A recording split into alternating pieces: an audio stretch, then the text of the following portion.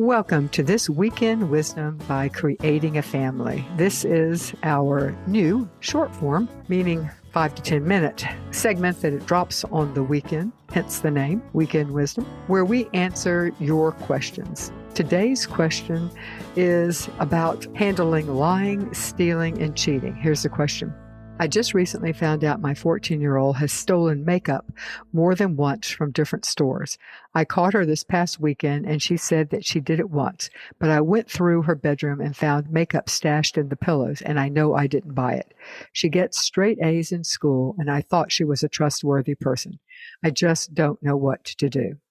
Well, first, let me say you aren't alone. You show me a parent who has not dealt with a child that lies, cheats, or steals on occasion. And I'm going to show you a parent who's either too busy to notice or is too proud to admit it or in denial. So all kids at some point tell a lie, and most have on more than one occasion taken something that didn't belong to them or moved 8 spaces on the game board when the die clearly showed 6. I know that I did this as a kid, and I know my own children have done the same. So I think first of all is to realize that it is not uncommon.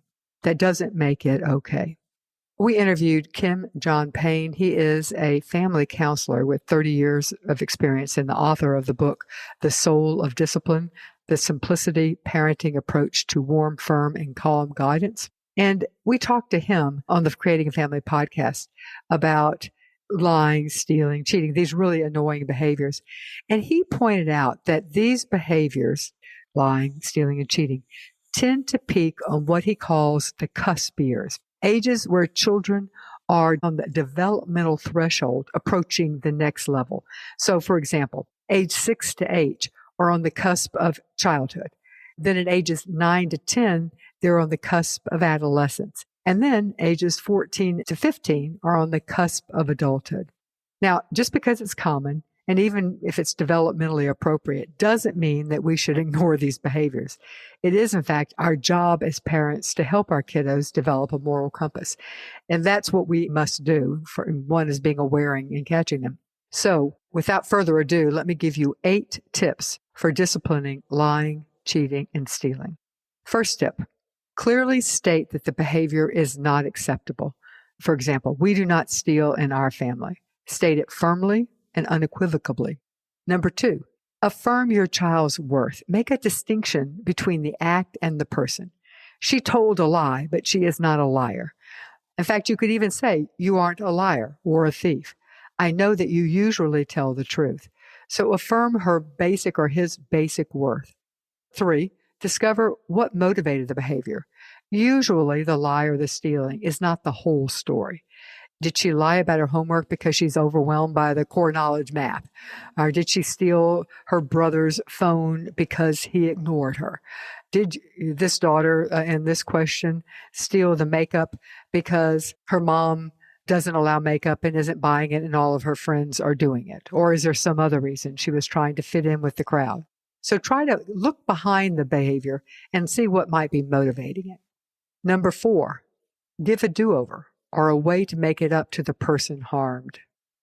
Number 5, this is obvious, don't give your child the opportunity to lie or to steal. This is not always an option, but if you know that your child usually has math homework on Mondays, don't ask him when he gets home on Monday if he has homework. Rather, ask him to show you his assignment. If you know that she broke the cookie jar, ask her to get the broom to clean it up rather than asking if she was the one who broke it. You can't always do that, but you can look for possibilities. And in the case you just said, when you find the stolen makeup in the pillows, say to her, we need to take these back to the store. Let's get in the car, tell me where, and we're going to go take them back. So that you're not asking, did you steal it? You're saying, we need to make up for this now. Number 6, and this one I found particularly true with some of my children, and that is, give your child time to tell the truth. Many kids, especially those who are maybe have a slow processing speeds, they need time to think through their options and process the consequences of telling a lie versus telling the truth. Some kids, if rushed, will automatically take the path of least resistance and tell the lie. I faced that personally. So it helped when I would tell the child that I'm not asking. I want you to take the time before you answer. And if you need to say something while you're thinking, say, I'm not sure, or I don't know. Give them something they can say, and then don't pressure them and allow them to process, do I really want to tell this lie or do I want to tell the truth? Number 7, reward good behavior. When our kids are going through a lying phase, it's easy for this behavior to become our focus. I know it did for me because honestly, some of these behaviors are scary to me. They're scary because I attach major moral failures on my child's sake and on my own side. So I made them bigger than they were. Look for opportunities where your child tells the truth and specifically acknowledge that they made the hard choice to be honest, or they didn't cheat. They made the hard choice to not cheat.